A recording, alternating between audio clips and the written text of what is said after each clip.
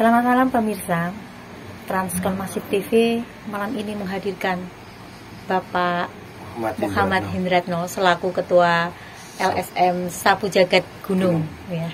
Kemudian di sebelahnya adalah Bapak Srianto Ahmad selaku Ketua LPK Transformasi, ya Pak. Iya. Selamat malam Bapak. Selamat malam. Terima kasih atas kehadiran beliau berdua kita ucapkan.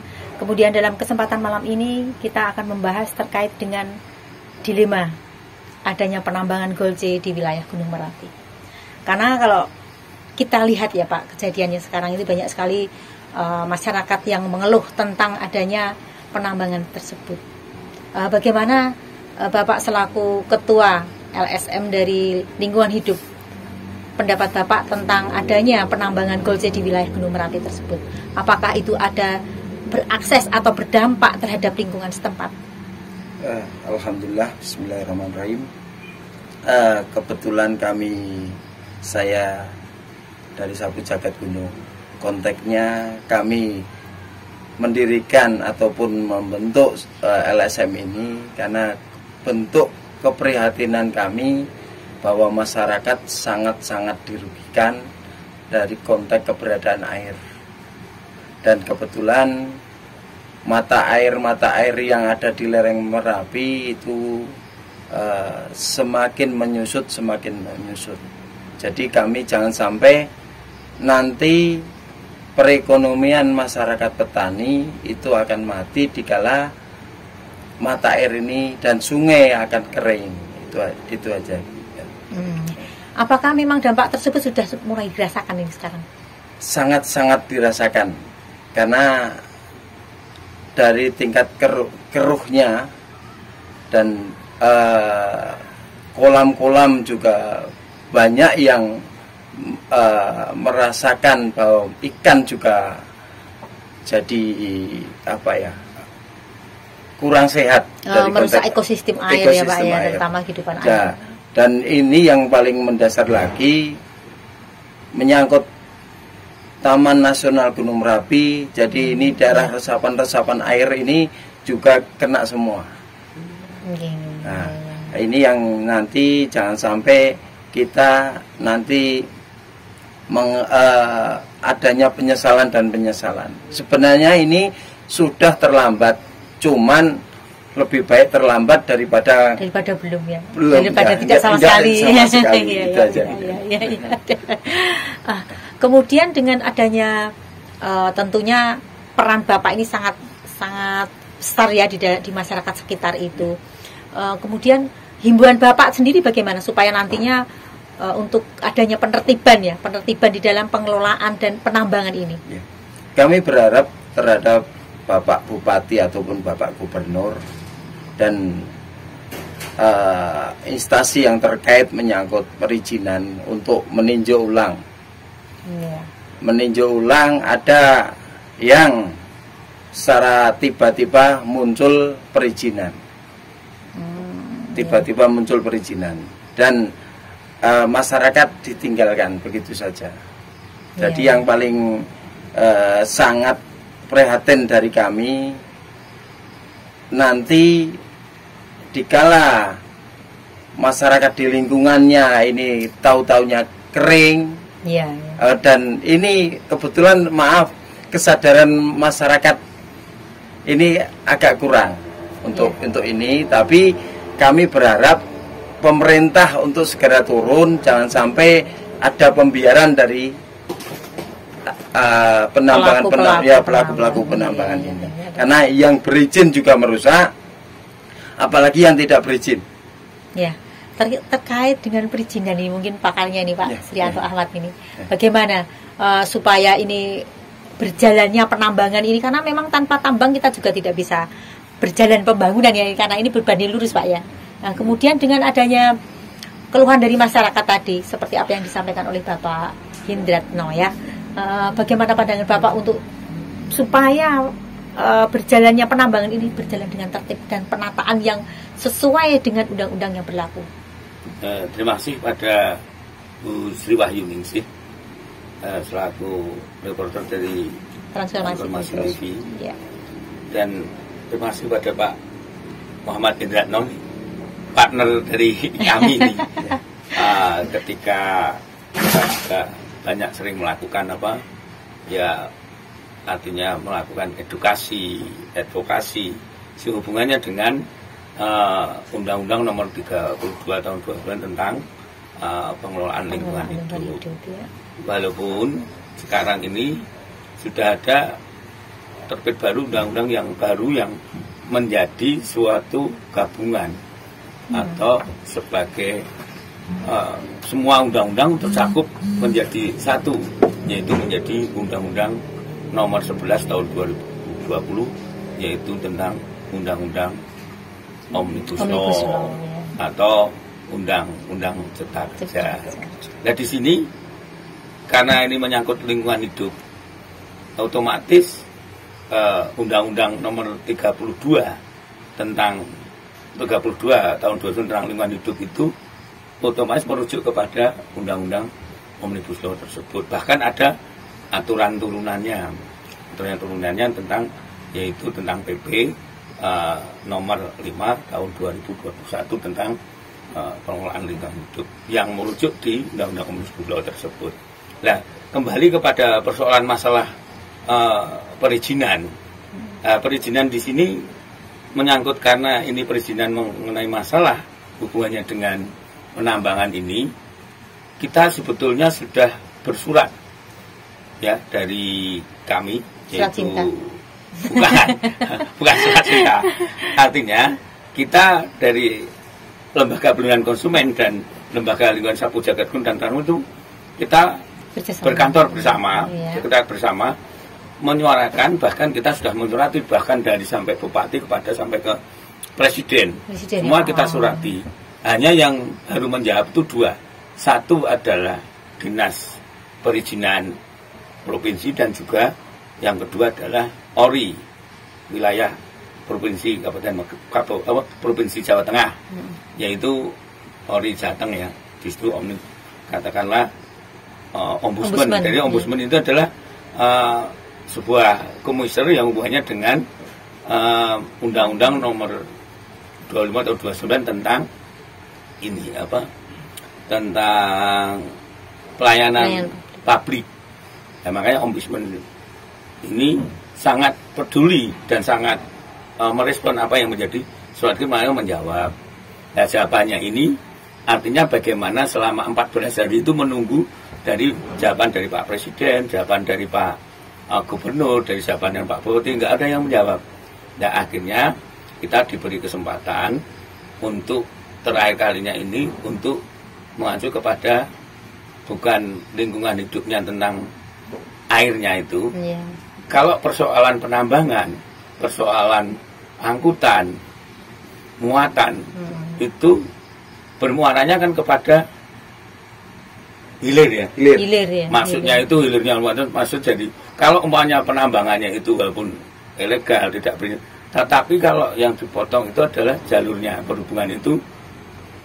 Kalau itu diawasi dengan ketat dan dibina dengan ketat, artinya bagaimana pengangkutan itu tidak melanggar aturan, artinya dalam bahasa perhubungan itu namanya odol, over dimensi dan overload ini dijaga betul. Nah, kemarin kami sudah dari kita ini sudah pernah audiensi dengan Pak Bupati ya Pak Kapolres, Pak Kapolres ya, dan sudah direspon, bahkan sekarang sudah ada pembinaan. Kemarin kita sudah di Pari itu ada pembinaan tentang odol dan juga tentang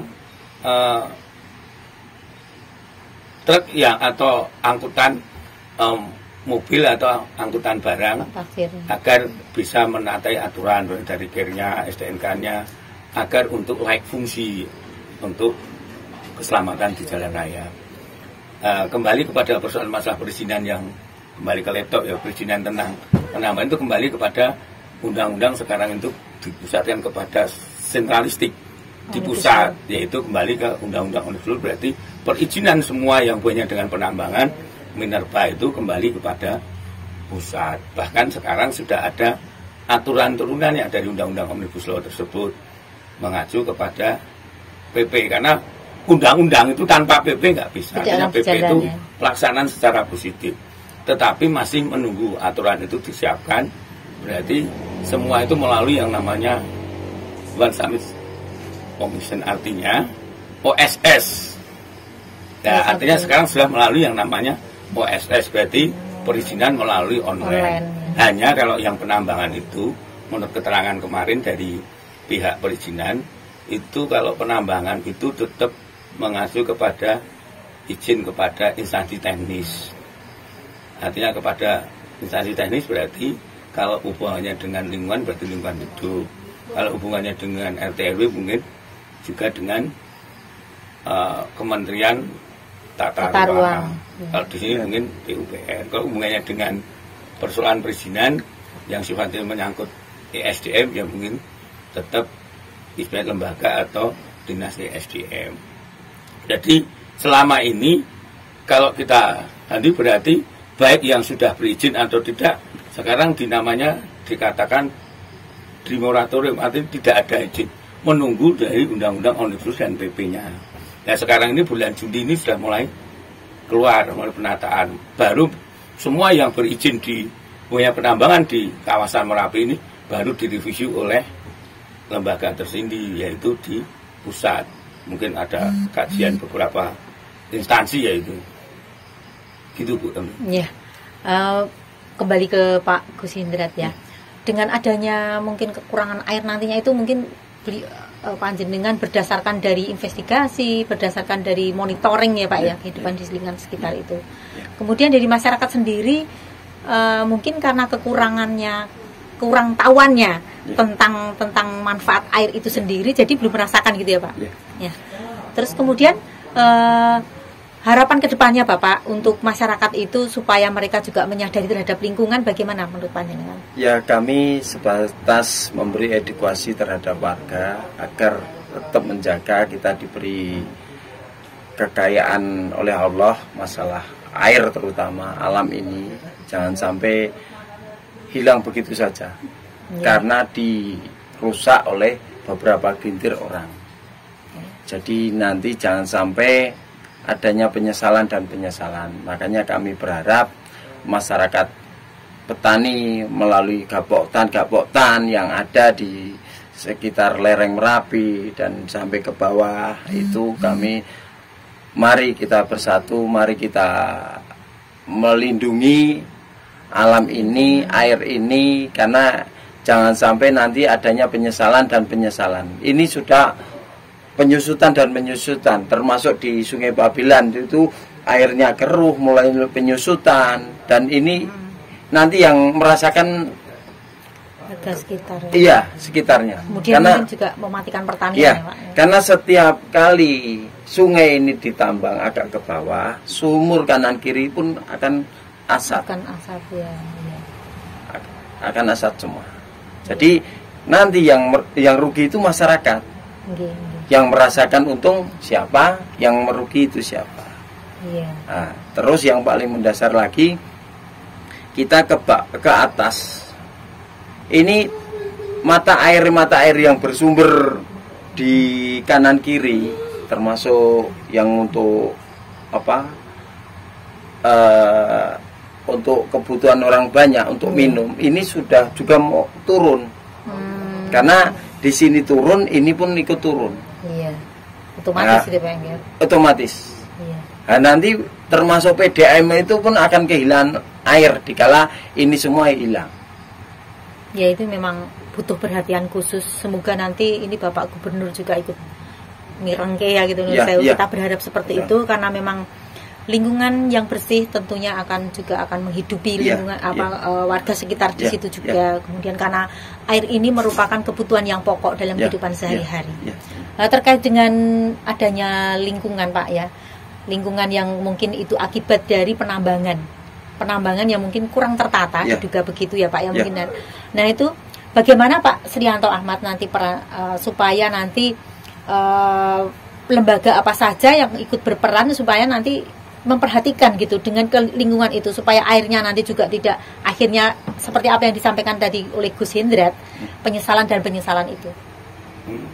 Kalau gunanya dengan bahasa modernnya begini, artinya menurut PSD itu penurunan kualitas mutu air Ya, di sekitar kawasan Gunung Merapi itu disebabkan karena penambahan-penambahan ini yang belum mengikuti prosedural ya. Artinya katakanlah belum sesuai standar dari sebuah manajemen lingkungan hidup, dari sisi mungkin perizinannya, eksploitasi, reklamasinya, terus bagaimana izin IUP-nya, izin operasionalnya itu sesuai dengan apakah sudah mengikuti AMDAL atau kajian AMDAL, dokumen AMDALnya seperti apa, itu masih belum direview oleh pemerintah secara detail. Maka kami berharap dengan adanya Undang-Undang Omnibus Law ini yang meratifikasi semua, mencakup undang-undang semua, termasuk hubungannya dengan lingkungan hidup dan perpajakan nanti, perpajakan Golzin di Kabupaten Magelang ini yang carut marut, bahkan banyak truk yang lalu lintas ini belum bisa masuk ke TPR, kan mengurangi pendapatan daerah ini juga. Nah, yang saya maksud di sini agar penataan lingkungan itu baik, kita sudah berupaya preventif dengan melakukan surat baik dari Bupati sampai PN hubungannya dengan penataan dan penelitian kawasan Gunung Merapi. Nah, moga-moga dengan adanya kami sudah bersurat diri, kami berharap ya sama SCG, sama Gus Muhammad Indratno ini, berharap kepada pemerintah ini bisa melakukan nanti review kembali, karena Undang-Undang Omnibus Law sudah diterbitkan, aturan turunannya juga sudah diterbitkan. Nah, moga-moga nanti dari pemerintah ini, apalagi nanti di Kabupaten Magelang ada jalan tol, ini nanti pemerintah akan mengevaluasi semua pengusaha tambang yang ada di kawasan Gunung Merapi, akan disesuaikan dengan regulasinya dengan Undang-Undang Omnibus Law itu. Dan saya lihat, sudah saya baca di Undang-Undang itu sangat bagus sekali. Artinya begitu undang-undangnya itu terbit dan diterapkan untuk semua yang ada di kawasan Gunung Merapi, hubungannya dengan penambahan itu akan difasilitasi semua dengan manajemen yang baik dari sisi online dan tidak, artinya sisi onlinenya mungkin perizinannya biar mudah, karena biar nanti mendukung investasi dengan ada OS. Tapi kalau yang penambangan ini tetap nanti izin secara teknis, dengan adanya dievaluasi oleh pemerintah pusat sampai ke daerah, bahkan diawasi juga oleh wakil masyarakat, yaitu LSM Lingkungan Hidup,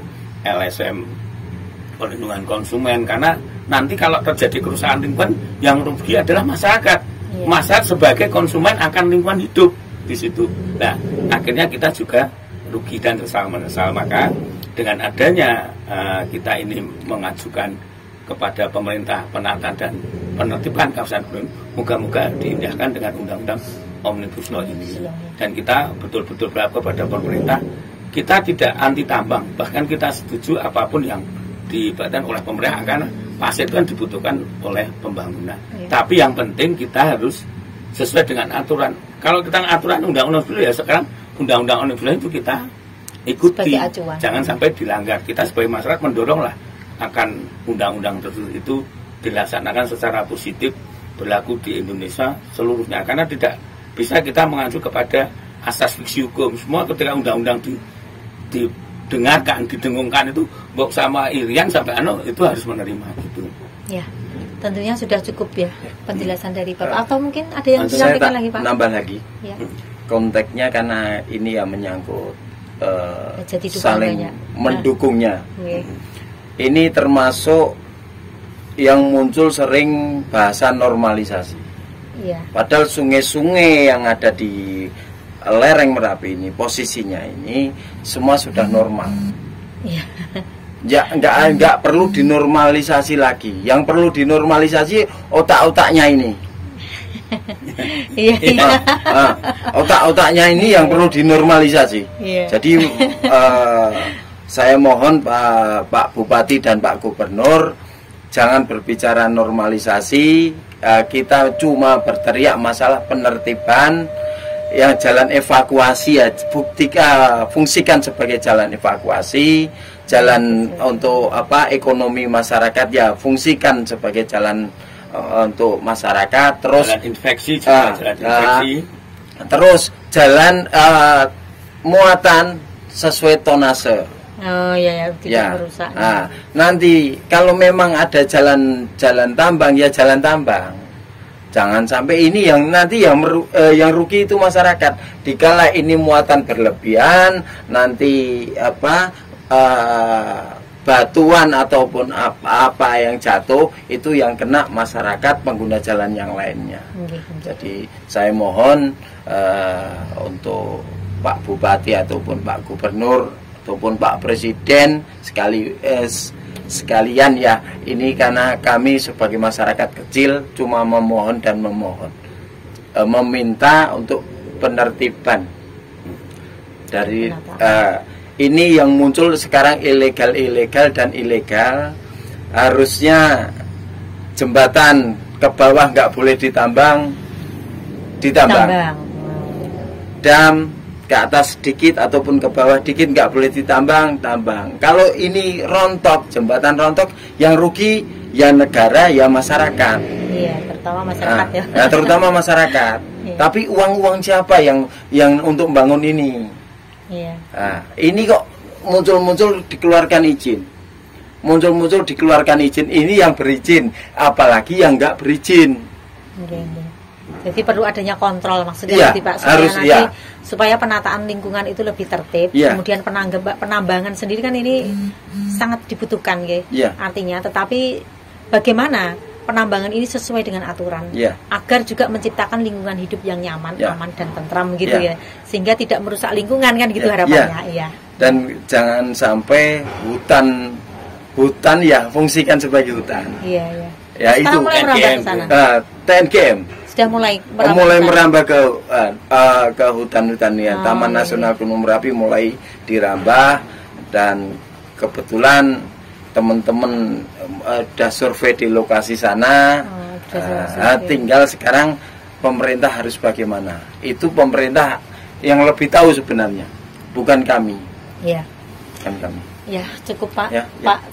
Ini ada tambahan satu itu. Satu saja ya Pak. Iya, hubungannya dengan kemarin itu kan hubungannya dengan truk-truk yang bermuatan itu kan sesuai dengan SK Gubernur yaitu nomor 543/30 tahun 2012 itu kan ada artinya kena pajak ya tarif. Itu memang naiknya tinggi, yang dari 50 bisa sampai 100. Akhirnya kan mungkin dari pihak sopir, beban sopir ya menolak dengan pajak itu, tapi akhirnya terjadi mungkin negosiasi lah, artinya mungkin ada yang masuk ke TPR, ada yang tidak, tapi mungkin disajikan dengan sistem assessment. Kalau saya lihat di pemerintahan perda yang lain itu di kabupaten lain atau di pemerintah daerah lain selain Jawa Tengah, selain Kabupaten Magelang ini, cara mengambil pajak itu ada komunikasi ya antara sopir atau pengusaha yang mempunyai angkutan itu melakukan yang namanya assessment. Pajaknya sekian dan dihitung nanti total berlah perda. Nah, memang kita kelemahan di perda-perda di Kabupaten Magelang ini kan sama sekali belum mengekspor kajian akademik dari masyarakat. Contohnya banyak sekali kemarin wakil bupati bilang kalau ada musrembang harus sampai ke akar-akarnya, basis-basis massa. Kalau ini hubungannya dengan penambangan atau apa ya dilibatkan yang sekitar Gunung Merapi, LSM lingkungan, LSM gunung, semua dilibatkan gitu ya. Terima kasih atas kehadiran Bapak ya, waktunya yang telah meluangkan. Memang penambangan ini perlu adanya penertiban dan penataan agar kawasan Gunung Merapi, khususnya di kawasan Gunung Merapi maksud kami, agar nanti menciptakan lingkungan hidup yang sehat juga. Harapan kami semoga pemerintah memperhatikan akan adanya penataan dan penertiban penambangan di kawasan Gunung Merapi ini, agar masyarakat juga akan menikmati lingkungan hidup yang mendapatkan air yang bersih. Harapannya tadi Bapak seperti itu. Kemudian mungkin dengan adanya penertiban itu juga nanti akan meningkatkan pendapatan pajak gitu ya Pak ya. Terima kasih Pak sekali lagi atas kehadiran beliau. Pendapatan per kapita naik. Pendapatan per kapita naik gitu maksudnya ya. Harapan hidup naik. Betul. Ya, terima kasih atas waktu yang diberikan kepada kami. Demikian tadi bincang-bincang Transkonmasi TV dengan beliau Bapak Muhammad Hindratno atau lebih dikenal dengan Gus Hindrat, dan kemudian Bapak Srianto Ahmad selaku Ketua LPK Transkonmasi yang lebih dikenal dengan Ahmad. Selamat malam.